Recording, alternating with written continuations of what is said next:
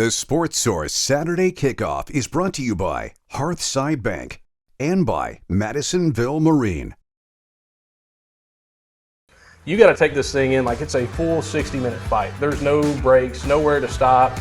Don't get conservative. Continue to hammer them with as many play calls as you can to try to keep them off balance and just attack. That's the Always only way. Attack. Yeah.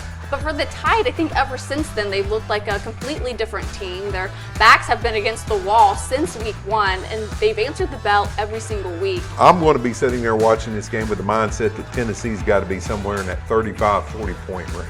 Aguilar has a nice game. Brazel gets back on track. And I think Tennessee, again, I expect them to make some plays. Again, I don't think Alabama's going to likely sustain the level of success they've had in defending the pass. But I do think Alabama's capable of causing some problems for Tennessee with that secondary. They've got more talent there than probably anybody Tennessee's faced in the back end. As Josh Heupel said, they have to win the turnover margin if they hope to have a chance to win in Alabama. He says Ty Simpson is the best quarterback based on how he's playing in the country. But at some point, he's going to need, in a big game, in a hostile environment, for his offense to play as good on the road as it does at home. You're not going to be able to control a lot of scrimmage in the run game or even create those when you're just sending four against Bama. Once you get on Alabama, they will roll over at a point in time. And I know that sounds crazy, but it does happen from time to time.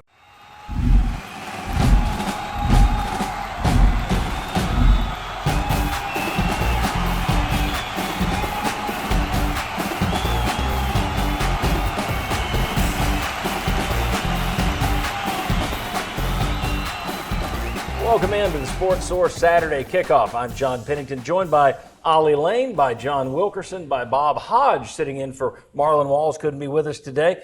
He's got third Saturday in October fever, apparently.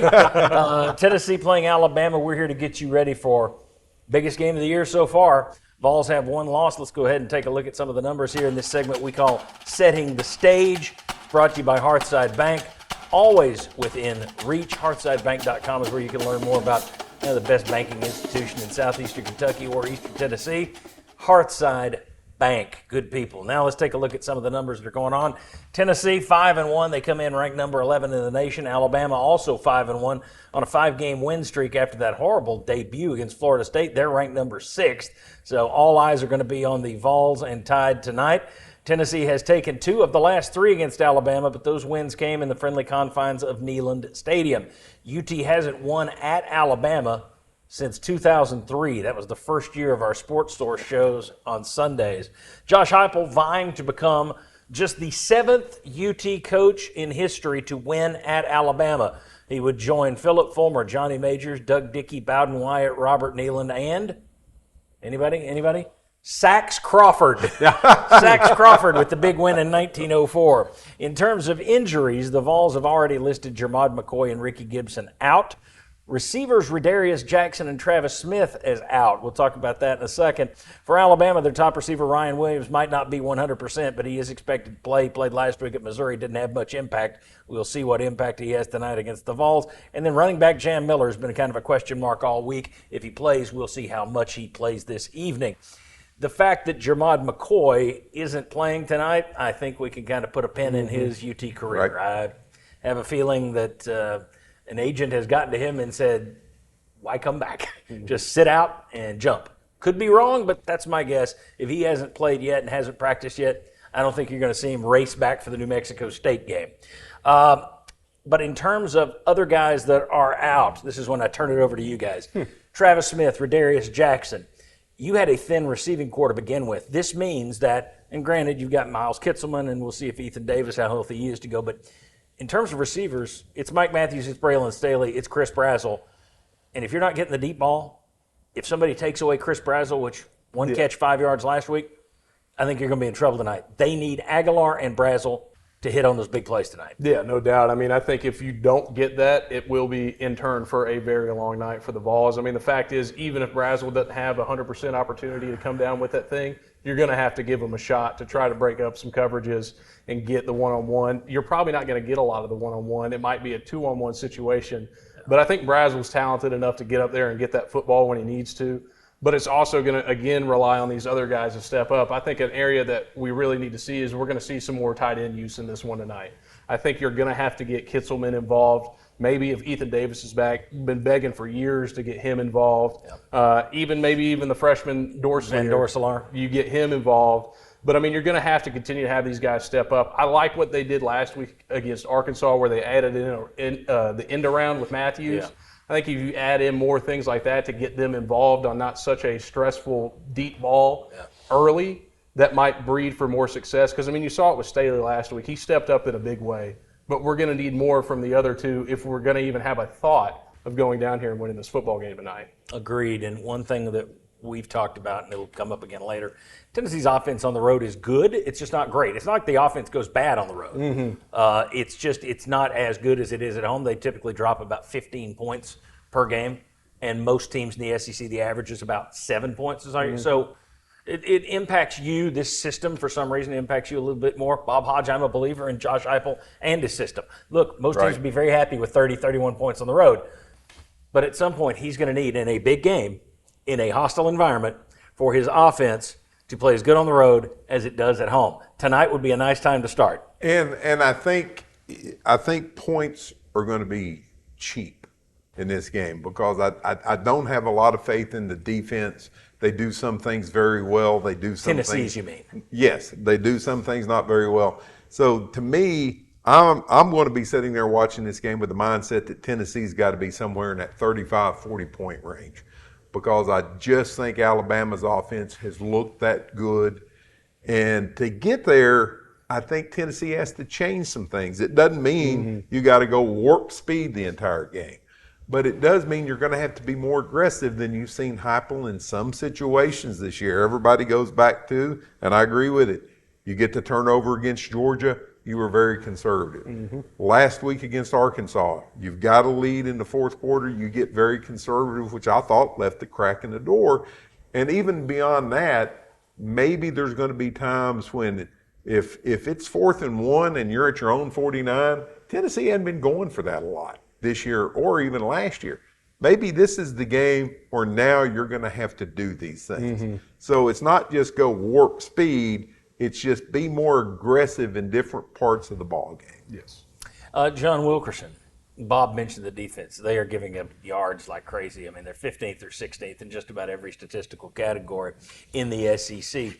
But what they hired James Banks to do was create an aggressive defense to go along with what at the time was 100-mile-an-hour offense. So they wanted him, look, get sacks, but you're going to stop a lot of drives. Tackles for loss, turnovers when he takeaways. And then this year, you've been getting touchdowns on defense. I don't know that they're going to slow Alabama's offense, but they are definitely going to need those big plays tonight. That they will. And, I mean, what they have to do is make sure that they get Ty Simpson off his spot. And that's been easier said than done. And he's also handled it very well when he has been moved around by the opposing team. But you look at what Tennessee's been able to do. 21 sacks to this point in the season. Alabama as a team has 9. They've allowed 13. So they're actually underwater when it comes to sacks versus sacks allowed. So I think Tennessee's going to have an opportunity to get into the backfield. Question will be, can they get to the quarterback? The more pressure you can put on the quarterback, that's where you heard an Alabama receiver talk about field of dreams because receivers love one-on-one coverage. If you are able to just, again, move the pocket or move him from his spot, then perhaps he's not as accurate as he has been, and that's where you help out the guys that might be on an island to start any play. I also thought you saw a positive sign last week. Now, Arkansas's offensive line is not Alabama's offensive line still. I thought it was positive early this year. We talked about the fact to generate pressure, you're having to bring blitzes. Yeah. You saw more and more with the full group back in there, with Hobbs back in there, with Moy back in there. You saw Tennessee being able to pressure the pocket more with just that front four, which would be a huge help tonight against Alabama. Yeah, and I think the descriptive is out there, and I would agree with it, that Alabama is very good. They're not great. So they have a good offense, they have a good defense, but they do have a player who's playing perhaps as good as anybody at his position in the country in their quarterback. So he, I think, is lifting everybody else with him up on offense.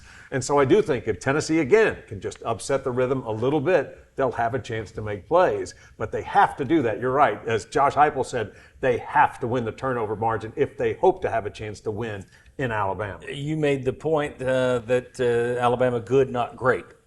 All right. Tennessee probably could be defined the same way. If one of these teams gets the win, one of them will get the win tonight. Unless it's a very bizarre end of the game. But do we think somebody's going to walk out of this great? I mean, the opinions change. If you go back to week 1, we'd say Alabama stinks. But they've turned that around.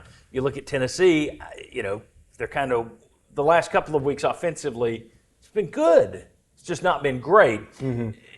Depending on this game tonight, does the winner of this suddenly get catapulted to great? Or do we still say, nah, we don't see a great team in the SEC yet? I'm gonna stick with good.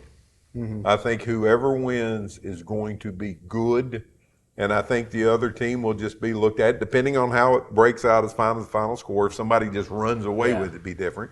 But then I think the other team, they're pretty good, and the other one will be good. No, I don't think you're going to establish greatness. Yeah, I would say the only descriptor I would use is very good. Okay. I don't know if I'd go to that great, but I don't think there's a great college football team out there this season. I think there's a bunch of very good teams other than your Ohio State, which just seems to be consistent. But I think with just how the transfer portal's played into everything, the parity amongst the league is very noticeable. And so I don't think you have just these dominant, great teams. But whoever comes out of this one will be labeled that, all right, they're a very good playoff contender, playoff contention team. Well, and really that's all it takes, too. I mean, it doesn't matter if you're great right now. Look at Ohio State. They got great at the right time last year. If Tennessee or Alabama, this is going to vault one of these teams into the really good status in terms of the college football playoff. You get there, you're peaking at the right time. Doesn't matter if you're great mid-season. Yes. All right.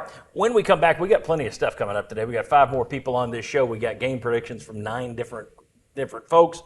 But when we come back, a scouting report on Alabama. We'll take a closer look at Ty Simpson, their quarterback. Also, how have they turned things around since that Florida State loss? Come on back on the Sports Source Saturday Kickoff.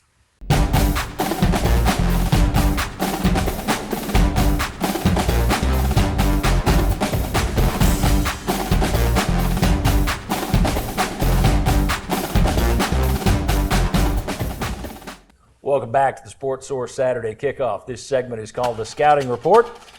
Let's go over across the studio to Paige Dower and her team for an overview of the Crimson Tide. Thanks, John. I'm joined by Ryan Callahan of Vols 24/7 and then Vince Farah of 99.1. When we look at this matchup between Tennessee and Alabama, I think we have to start with how different the Tide looks from week 1 when they were in Tallahassee to where they are now. All of us know what happened in week 1 against the Seminoles. They were embarrassed. They looked lethargic in that matchup. But for the Tide, I think ever since then, they've looked like a completely different team. Their backs have been against the wall since week 1, and they've answered the bell every single week. What I find most interesting, though, is for Kalen DeBoer, he started his press conference this week talking about the team's ability to find ways to win. Like, they always are fighting for each other when they're out there, because they still have breakdowns on offense and defense. But they continue to fight, and I think when you are in the SEC and you are in these close games, the ability to have like that type of spirit and fight to you could honestly be deciding factors late in games. Yeah, we had Chris Stewart, who you know really well as well, the voice of Alabama on Sports Talk, and he said that he thought that the reasons why they've turned things around is 2 things. 1 was trust, and they trusted in the coaching staff. And 2 was the coaching staff kind of sticking to what their beliefs were and not trying to totally get out of character or change everything based on one result. Obviously, it was a wake-up call to those players. They responded. Like you said, they still have things that need to be better. A lot of teams are flawed in college football still, but they're tackling better. And then the quarterback play is really the key to it all, because he's playing as well as anyone right now. That's where I was going to go. I think Ty Simpson has been kind of the key to this turnaround, because that game 1, it was his first start, and it was a tough assignment on the road, and he was kind of running for his life a lot of that game. Yeah. And so Alabama's pass protection has been a little bit shaky, but not been quite as much of an issue as it was in that game. And he's settled in more, I think, since then. So he's a big key to their success, but also his growth from game 1 to game 2, I think, is a big reason they've kind of turned it on. They figured out how to play to his strengths, I think, a little bit better too. They've had to work around not having a great run game, having having a pass rush that's just okay, but they've got a good, some other good things to work with on defense. But Ty Simpson, I think, has been the biggest thing they've really changed since game 1. And something that's a little bit better than just okay for Alabama's defense is their pass defense, and I think that makes for one of the more intriguing matchups in this game when you go from Alabama's pass defense to what Joey Aguilar and that offense can do in spreading the wealth in the pass game. Yeah, I'm fascinated by how that's going to turn out. Alabama's 3rd in the country in pass defense. Haven't allowed a single team to throw for 200 yards this season. How does that match up with what Tennessee does? Yeah. And we saw Tennessee, their offense translated well to a game against Georgia, where you obviously faced a talented secondary. Chris Brazzell was still able to make some plays, kind of a breakout game for him. Can a similar type of performance show up in this game? I don't know if we can expect that type of game, if Chris Brazzell is going to go off again, but I think we can see Tennessee having success still, but just how does that work? Does Alabama have a better chance of limiting the downfield plays, or does Tennessee have some trouble in this game, protecting Joey Aguilar? Does anything else show up in this game? But Alabama's pass defense, to me, a fascinating subplot to this, because Tennessee hasn't faced one that ranks quite this high in so many passing categories. Yeah, a couple of those non-conference games, you're right, not threatened at all at the quarterback position. They've played a couple of good quarterbacks in Bo Perbula and Diego Pavia, but not the passing game that Tennessee has, where they're averaging almost 300 yards passing per game. Yeah. So I do think it'll be different and more difficult for them. That secondary, as you know, they have recruiting talent there still, and they're tall generally. They have good size and their experience. I think they have one sophomore out of their 2 deep in at all 5 of those DB positions. So they do have some experience there as well. But I do think it's one of those something's got to give type of matchups. Yeah, and I think Tennessee, again, I expect them to make some plays. Again, I don't think Alabama's going to likely sustain the level of success they've had in defending the pass, but I do think Alabama's capable of causing some problems for Tennessee with that secondary. They've got more talent there than probably anybody Tennessee's faced in the back end. Yeah, because what's interesting about that Vanderbilt matchup, you mentioned Diego Pavia.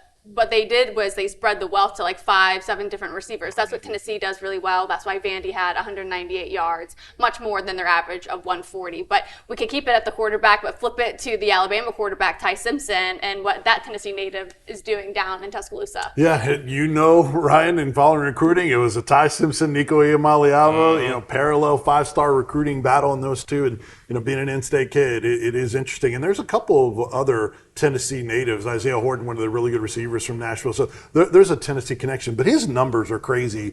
134 of 189, 71% completion percentage. Incredible. His yards are just 2 away from Joey Aguilar. 1680 versus Simpson, 1678. 16 touchdowns, but just 1 interception. Alabama doesn't turn the ball over. They don't commit penalties.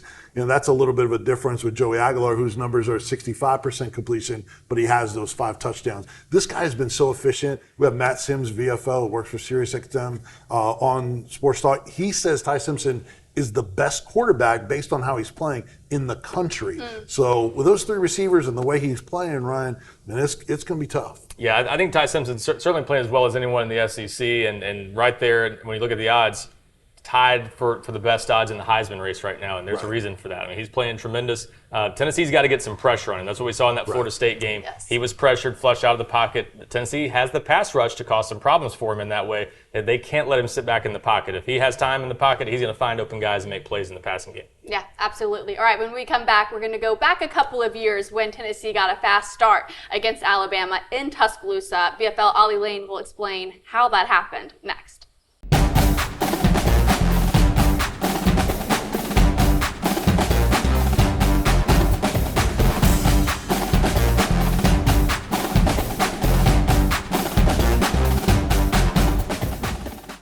Welcome back to the Sports Source Saturday Kickoff. This segment is called Volunteer Views. It's brought to you by VFL Daniel Hood and Daniel Hood Roofing. Whether you're in Knoxville, Nashville, or any point in between, this is the group to call. Call Daniel and his team if you're looking for a new roof, a roof repair, or a roof cleaning, which he can explain to you. That can also increase the longevity of your roof. Daniel Hood Roofing. All right, back with VFL Ollie Lane.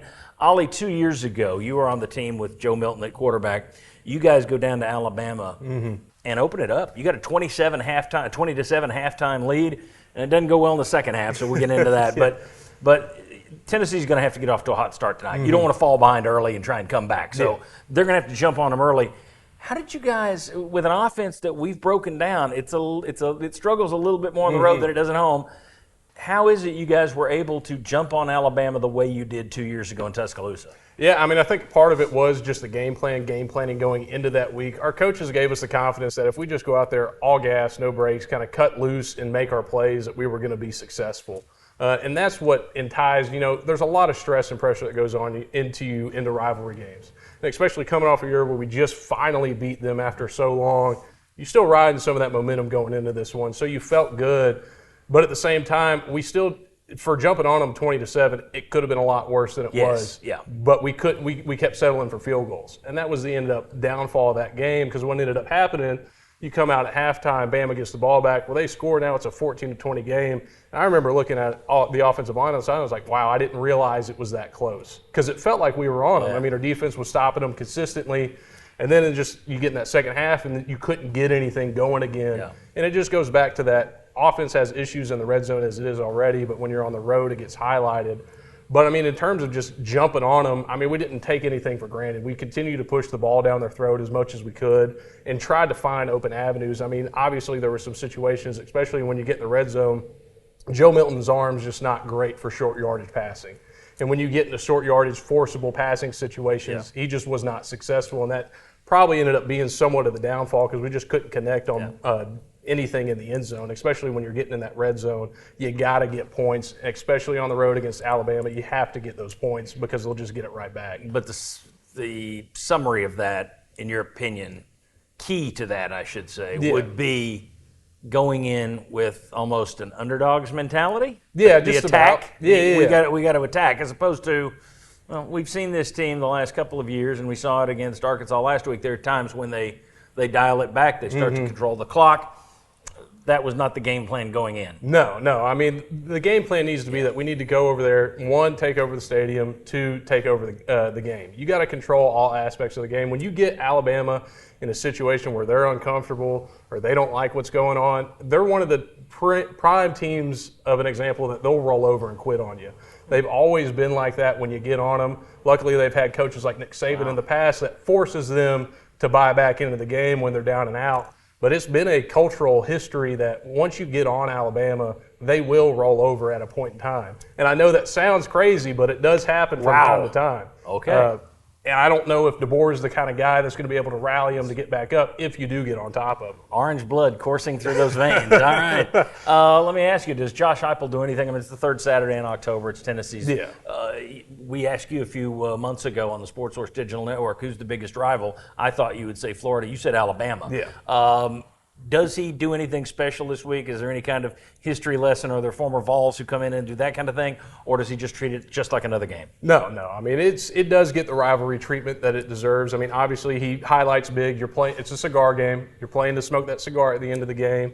But then he also teaches you the history of the game, why it's such a rich tradition between the two. And, I mean, even we've had coaches like Coach Chavis come back in and talk to us. We've had Al Wilson come and talk to us during that week. I mean, just big names that you'd expect to have a lot of emotion to help motivate the team. Not like they need motivation. I mean, if you're waiting for some pep talk to get ready to play Alabama, then you're in the wrong.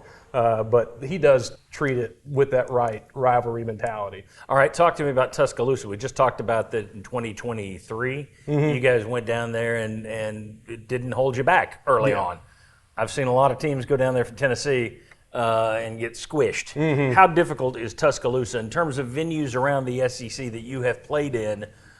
How does it stack up with Georgia, with Florida, with LSU, et cetera, et cetera? I mean, it's definitely, first off, it's the cleanest stadium. I mean, it's the most NFL-type college stadium that you can find out there. Very prestigious. And, I mean, their fans somewhat are on that prestigious level to a point because they've been there. They know that they can do it. But it's not the loudest place that you'd imagine. I think Athens and Gainesville is a lot louder than Tuscaloosa can be. And if you get rolling in the right direction, that crowd becomes a non-factor. I mean, I think when we went down there in 23, we normally do the silent count for every other game. We didn't have to do the silent count for that game because the fans somewhat ended up being so much of a non-factor in it. Now, when they do really become a factor is that third, fourth quarter when they're on you. Those fans aren't afraid to light those cigars up early in the game, and then you start smelling cigar smoke, and you know that's kind of, I guess we're done. That's interesting. So, all right. Ollie Lane will be back with us a little bit later, and we'll run through keys to victory. We'll do all the predictions. But next, when we come back, some very interesting stats. If you want to talk about what Tennessee has to do tonight, Tyler Ivins, Will West, and Ryan Callahan have some stats for you on Tennessee's big play defense. Some amazing numbers. They're giving up yards, but boy, they're making big plays. You want to stick around for that? We'll be back on the Sports Source Saturday Kickoff.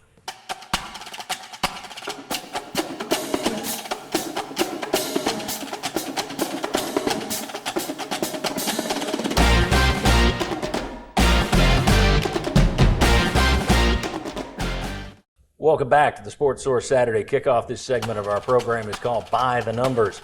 We go across the studio to Tyler Ivins and his crew to do a little ciphering about tonight's game.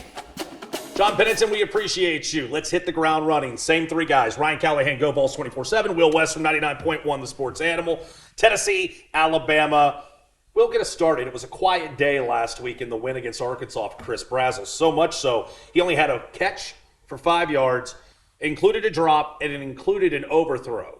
So if we set the marker later this evening, will Chris Brazzell reach his season average per game? 5, an even 5 tonight against Alabama. I'm going to take the under. I think that Brazzell's going to have a nice day. I don't think he's going to be shut down like he was against Arkansas. I do think it will be job number 1 for Alabama to take Chris Brazzell out of the game, but they blow a lot of coverages. So that secondary has problems. So because of that, he'll get his, but maybe not more than 5. I'm going to take the under too. I'm not saying he's going to be as quiet as he was last week, but I think he'll have a hard time getting to 5 catches. I think you want to get the ball to Chris Brazzell down the field. You don't want to force feed it to him on screens and stuff like that. So you're going to try to get it to him down the field. Bama's not going to allow that very much. So I think 3 or 4 catches about right. He'll end up with a decent number of yards, but not a breakout game. This is going to be one of those games where they're going to pop up the first 3-quarter graphics on Chris Brazzell and then pop up the 4th-quarter graphics for Chris Brazzell to keep Tennessee in this game. I think it's under for the first 45 game minutes. Brazzell, number 17, has himself a solid 15 to keep Tennessee's head above water. Now over to you. I want to talk about what Alabama's done on the ground so far, Ryan. In 3 SEC games, Alabama has averaged 40 rush attempts, but just for $129. That's good for 12 out of 16 in the SEC. But Tennessee, on the flip side, we already know, Georgia, Mississippi State, and Arkansas, they've allowed a minimum 198 on the ground. So you put that all together, will Alabama top 200 rushing yards later this evening at Bryant-Denny Stadium against Tennessee? Give me the under. Tennessee suddenly has a great defense again. No, I don't think it's going to be that, but I do think they're going to do a better job of stopping the run. This is a fun weakness-on-weakness matchup. It may decide the game. Yeah. If Bama can't run the ball and you make Ty Simpson have to carry that team, you pin yours back, go after him aggressively. I think they'll run it a little bit, maybe 150 or so, but I don't think they come all that close to 200, honestly. I'm going to take the under as well. Part of that is I don't know who's starting at running back for Alabama. With it before, they had the return of their running back who's in concussion protocol this evening. They average 80 yards per game against power conference opponents. I don't think that gets you to 200. So I'm going to say somewhere around 150, 160, like Ryan said. But they'll get theirs. It'll be a problem. I also think this is going to be higher scoring, a lot of passing. Yeah, I'm going to sweep it. You just mentioned it there. As of this morning, still highly questionable is Jam Miller after the shot he took against Missouri. He could still play, but we'll see during warm-ups if he's got his pads and his helmet on tonight. I think, and we'll allude to this coming up, I think this is going to be a strong showcase for Tim Banks and a couple of those units on the defensive side of the ball. To which, Will, I'll hand it back over to you. Ryan Callahan rubbed his hands together like a steak dinner. He said this was a great question. We'll find out if they agree. Will West, Tennessee has, stay with me, 26 sacks, 50 tackles for loss, 11 takeaways, and 4 defensive touchdowns this season. Add that all together, that's 91 big plays on defense, which averages out to 15 per game. Now stay with me. Will the Vols combine for 15 of those 4 specific categories? Shouts to the research department behind the scenes. Where are you? That is a great stat. That is a great stat. I am way under on this. Part of that is Alabama can flat out block. And Tennessee, I don't think they're good enough offensively or defensively to be able to get the tackles for loss. Sacks, I think you'll get a few. I think that, I don't know you're going to get a lot of interceptions, but I think that you're not going to be able to control a lot of scrimmage in the run game or even create those when you're just sending 4 against Bama. So they may hold them at 1 or 2 yards per carry at times, but I don't know you're getting the TFLs. I'm going to go under on this one, but I think it's closer than you might think. I think Tennessee will have a good game defensively. They'll get a few sacks. Bama's pass protection's been a little bit shaky. I don't think you're going to get the run stops in the backfield. That's where Bama probably holds up better than most of the teams where Tennessee's racked up some of these numbers. So I think they end up maybe around 13 or so, but that's a great stat, and I think it's a good number. This is going to be the reason why Tennessee stays in this football game. I think this is the Tim Banks moment. I alluded to it less than 2 minutes ago. I think Ty Simpson is going to be going to the sidelines with his hands in the air. What am I missing? Why is my offensive line not helping me? In a week where so many people are starting to ask the availability of certain players defensively, I think the storyline will change with a strong defensive performance that later this evening, third Saturday of October. Ryan, I want you to wrap us up. Tennessee, this is kind of alarming, but it is the history and the numbers. The Vols have averaged just 13 points per game in their last 11 trips to T-Town. They haven't scored more than 24 regulation points since they won back in 2001. That was a 35-24 victory for Tennessee. Gentlemen, I'm setting the team total tonight. Bryant-Denny Stadium. Do the Vols, do they accumulate at least 30 points tonight? I'm going to take the over just barely. I'm not super confident in it, but I do think Tennessee will have some offensive success in this game. I think it turns into a little bit of a shootout, but I think Bama slows the game down enough it doesn't get too carried away. So I'll say they'll get to at least the low 30s. I'll take the over. Yeah, I don't think Tennessee has a shot unless this becomes Heupel, Kalen DeBoer throwing haymakers offensively. Yeah. I think they'll get over 30. I don't know that they'll get far over 30, but I think they get over 30. Chess match. At what point in time do we see Tennessee do the thing they've done in all games except Chattanooga that nobody cares about? Beg your pardon, ETSU, the FCS opponent that nobody cares about. When they should go to the luxury of tempo, they should be putting their boot on their throat, but yet they want to play the chess match. Limited possessions in the second half. I think Tennessee falls just short of this number. The predictions are coming up, but I have Tennessee coming in with only 27 points later this evening. Brian, appreciate it. Will, appreciate it. John, Bob, Ollie, and the other John.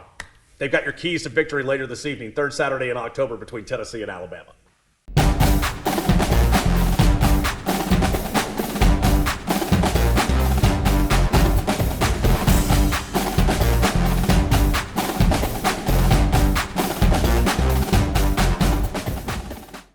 Welcome back to the Sports Source Saturday Kickoff. This segment of our show is called The Keys to Victory. It's presented by Madisonville Marine. Boy, you need the keys to a brand new boat from those folks. They do a great job. There's a reason people go from all over the southeastern United States, and they order online and have boats delivered to them.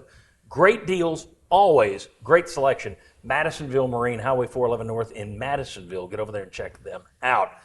All right, what's it going to take for Tennessee to be lighting up some victory cigars tonight in Tuscaloosa? It's our laundry list segment. Whoever wants to go first. And I think a big thing in this one, we kind of highlighted it a little bit in our the volunteer views segment. I think you have to coach this game with the impression that you are the underdog. You are the team that's expected to lose this game. So you come in with that fire that, like, hey, we've got something to prove. We're not just some rollovers. We're going to go out here and we're going to play strong, especially this offense. I think this offense has got a lot it still needs to prove, especially your last two games have not been decent offensive performances. So you have to come out with a lot of fire on their head, get ready to go, and just be aggressive the entire game. Be consistent in that aggressiveness as well. I think it hurt us in Georgia. It could have hurt us in Mississippi State, and it definitely hurt us in Arkansas not being aggressive enough for the whole 60 minutes. You got to take this thing in like it's a full 60-minute fight. There's no breaks, nowhere to stop. Don't get conservative. Continue to hammer them with as many play calls as you can to try to keep them off balance and just attack. That's the Always only way. attack. Yeah. That's the only way that you're going to have success at the end of this one. You cannot get into a point where you're like, all right, I'm comfortable. Let's pull off a little bit. That cannot be anywhere in the recipe for this game. Agreed. I think big plays are also, I don't care where they're coming from. This is a game to go to Alabama, pull off the upset. You're going to have Brazel. I'll put Brazel underlined. But if you don't get Brazel, you got to have Staley and Matthews. You need your deep balls firing. Yes. Because this offense is different when you're throwing those deep balls. Also, you need the big plays on defense. They have come through, as we showed you in that last segment, 4 defensive touchdowns this year. Go back to that Mississippi State game. You lose if you don't have 2 defensive scores. Yeah. You need them to pick up some slack. And we were talking before this segment, Bob, there's one other area where they could get a big play. Special teams. You haven't seen Tennessee's special teams. They haven't been bad. Right. Of course, everybody will argue a missed field goal against Georgia was very bad. But they've yet to be special. But they've yet to be They're just special. teams right So now. is this where you get that Boo Carter punt return that flips field position or even gets you a touchdown? So I think this could be a game where the special teams, if it's close, then maybe that's where you find those little differences. John, keys to victory. Big plays on defense to mirror big plays, hopefully, that you create on offense. And there's two guys that stand out. You've got the leaders that you expect, Joshua Josephs, David Hobbs making a big return, and other guys that have been a part of the process. But I really like what we're seeing out of Jordan Ross. This is a young man who's from the Birmingham area. He's right there from around Hoover, and this is a huge game, obviously, for him. He has really come on of late, and I think what you're seeing him do and being able to get to the quarterback last week, strip sack, fumble recovery and return, and then also Caleb Herring. Love the way that he just gets after it. And so I think those two guys, again, playing with their hair on fire, that might be what allows them to light the victory cigars. Bob, any other points here? Yeah, in the pass rush and the aggressiveness is great, but you got to stop the run too. Because if you're leaving Ty Simpson in situations where he's got 2nd and 4, 2nd and 3, 2nd and 5, and you're playing a guessing game with, okay, are they going to pass? Are they going to run? What are they going to do? I think Tennessee needs to do something defensively, maybe different than they've done, to try to force one-dimensional on Alabama, put them in the situation where those guys you're talking about do get to let it loose. They have been bend but don't break this season. With McCoy and Gibson out, they have clearly looked at it and said we'd be better off allowing people to run on us, try and score over 10 plays instead of taking us over the top. All right, that's half the season they've done that. Have they found now in Colton Hood and Ty Redmond that we've got some guys that we trust? Now you're going up against a guy like Ryan Williams. But it sounds like you're saying don't go bend but don't break tonight. Or at least mix it up some. I mean, once again. So put those guys back there and let them prove something and stop the run. Arkansas scores 30 on you. Mississippi State scores 30 on you. Why would anybody say, but Alabama's not going to get there? You know, and I think a part of the reason that Arkansas and Mississippi State had that success was because the running game the big plays from Tennessee are great, they're good, and that's what Tennessee defense is good at. But do you eliminate some chances for that because it's 2nd and 2 because they just ran for 8 yards? Now we got to be a little bit on our heels somewhat. So I think that. And one other little key, you got to slow down on letting the other team convert on 3rd down. Yes. Arkansas did it way too many times. And you also have to be better at it yourself. Yes. Exactly. Yeah. Go ahead, Ollie. I heard you about to say something, so go ahead. I was just going to say, I think a large area that got highlighted in the Arkansas game that you're going to have to clean up for this one is the penalties. Say what you want. It was the officials for the Arkansas game. It was this or that. We got penalized way too many. Tennessee always gets a ton of penalties. So I think that's – Yes. Yeah. Don't worry about it was 10-1. Yeah, but you get 10 a week. Yes. So you can complain about Arkansas not having more than one, but you can't control what they do. So and clean it up. Yeah. Yeah, and the big thing too is your pre-snap penalties. We're having way too many pre-snap penalties offensively. It's hurting us, putting us behind chains. And I mean, as you guys know, I've talked about a lot. Once you get behind the chains trying to run tempo, the tempo's out the door. You're just now running a vanilla good offense. So I think you got to put a focus on, look, we got to play clean. We got to come out of this thing clean. We can't have situations like a Lance Hurd, illegal hands to the face that pushes us out of the red zone. Right. Not in Tuscaloosa. That's not a winning recipe. Also, this could be, it's a huge game for your offensive line and your run game. I mean, is Deshaun Bishop 100%? Is he going? How much does he go once he's in there? You need one of those guys to really step it up. I mean, if this turns into just Joey Aguilar back there throwing time after time, I don't like Tennessee's chances. Yes, you want the big plays, but you need a run game as well, a run game that you can count on consistently. And I thought last week against Arkansas was one of the first times where I said, oh, man, they're doing what they want with Deshaun Bishop going 10 yards a carry. You need that tonight, and you need that offensive line to step up big. No, I think that is huge. I mean, this is the game that I think you're going to see, all right, we're going to ride the hot hand at running back. I like the 3 rotation, but this is the game where you got to run the hot hand. Whoever is running the ball the best, you keep them in there. You keep feeding them carries. Okay, very good. When we come back, it's prediction time. Tennessee, Alabama, 3rd Saturday in October. Who walks out with the victory? We got 9 predictions coming your way.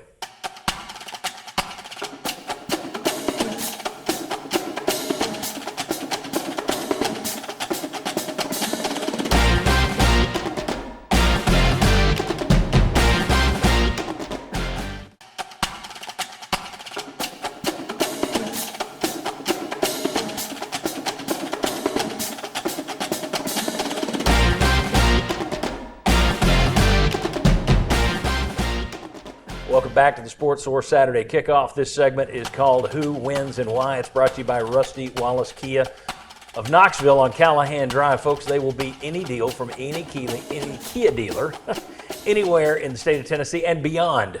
So if you're seeing this and you're sitting there about to do a Kia deal, drive to Knoxville to Callahan Drive. They'll beat it. Promise you. Rusty Wallace Kia on Callahan Drive. Rusty Wallace Kia of Knoxville. All right. Let's go across the studio and get picks from 5 other folks, and we'll give you ours next. So in the matchup between the Tide and the Volunteers, until Tennessee can do it, I think I'm still going to take Alabama to win this matchup 34-30. It's going to be a close game. I know some lines are opening up to be a 2-possession game. I find this to be a 1-possession game just because of the strengths both offensively for Joey Aguilar and Ty Simpson. I think they'll be able to stretch the field vertically and have some success, but I think that pass defense is going to get a couple more stops for Alabama, and they end up winning this game 34-30. Yeah, close in score. I have Alabama as well, 34-27 over Tennessee. I think Tennessee is best equipped to try to snap that streak because of a veteran quarterback and because they don't rely on the tempo like they have in the past where things would break down. They're a little more well-rounded on offense, but I still have concerns about Tennessee's pass defense against those receivers and as well as Simpson's playing. So give the edge in a close game to Alabama. I've got Alabama 38-31. I think we all see this being a pretty high-scoring game, but I just think Alabama's got a few more answers for Tennessee's offense. I think their defense is pretty good, capable of slowing Tennessee down in some spots. I'm not sure the Vols can make the stops they need to in the fourth quarter with the game on the line. As much as I want to say we'll stop talking about Casey Clausen and multiple overtimes in 2003, I think the streak continues. Give me Alabama 34. Give me Tennessee 27. I like the Vols defensively to be able to hold Ty Simpson in check. We're going to find out that Alabama is, in fact, the best team again in the SEC, but it's not going to be for the lack of trying by Tennessee. Aguilar has a nice game. Brazel gets back on track. Just not enough time to be able to keep pace with Alabama. I'm going to say Alabama 48-34. I think this is going to be a high-scoring game. I think Alabama wins by 2 touchdowns because I think they're a little more adept at putting up a lot of points. So Alabama's relying on a lot of freshmen. That concerns me. Jam Miller, if he doesn't play, could end up being a lower scoring game because they can't run the football. But right now, I just think this feels like that kind of game where you have 2 of the top 3 or 4 offensive minds in college football going head-to-head against each other. Both have a quarterback who could absolutely drive that engine. I'm going to say this is going to be a high-scoring game, and I think Alabama probably gets the better of Tennessee because they always do over the last 22 years or so. Thanks to all the folks over there. It's time for our predictions. We haven't had anyone take the Vols yet. John Wilkerson, time for your prediction. Who wins and why?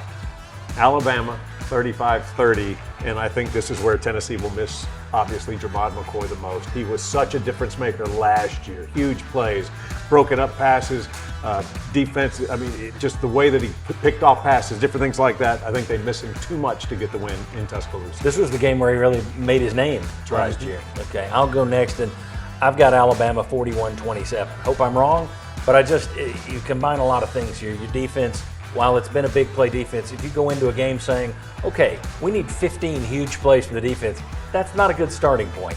And then you throw in the fact that, again, I'm still waiting to see this Tennessee offense look as good on the road as it does at home in one of these hostile environments. The closest they've come was LSU a couple of years ago, but that was a noon kickoff. 11 a.m. for the Cajuns. They weren't nearly drunk. So it was not a loud environment. So I'm going to go with Alabama 41-27. Bob Hodge, what are you doing? I'm going to go with Alabama 41-38. I think Tennessee's going to keep it close. I think if this game was being played in Neyland Stadium, I would like Tennessee to win it. But I just think the road environment, the 3-point home field advantage you always hear about, I'm going to give it to Alabama. I agree with you. If it were at home, I'd be taking Tennessee. Ollie Lane, what are you doing? Well, to differ from my respected members, I'm taking the Vols. I think they're going to win 41-38. I think this is the Max Gilbert redemption. He's going to hit the kick to win the game. I think just with all the things that are lining up for it, this is the year the drought ends and we go down to Tuscaloosa and get the W. Wow, you can almost hear the alma mater playing in the background. All right. And 41 is a popular number. It is a good number. All right. Thanks to all of you guys for being here today. I appreciate it. Thanks to all of our sponsors. Folks, we will be with you at 11 a.m. Eastern in Knoxville, right on WATE 6 for the Sports Source. That's here if you're watching on Channel 6. Well, it's 23 years we'll be doing the post-game show, so we'll have 90 minutes tomorrow. If you're in the mid-state watching this on CW Nashville, you can still see our post-game show by clicking on the Sports Source Digital Network on YouTube. It'll be up by about 3 p.m. Central Time. And, of course, the final word will come your way Tuesday on the Sports Source Digital Network. That show's always a lot of fun. Good luck to the Vols, and we'll see you tomorrow on the Sports Source Digital Network for the Sports Source.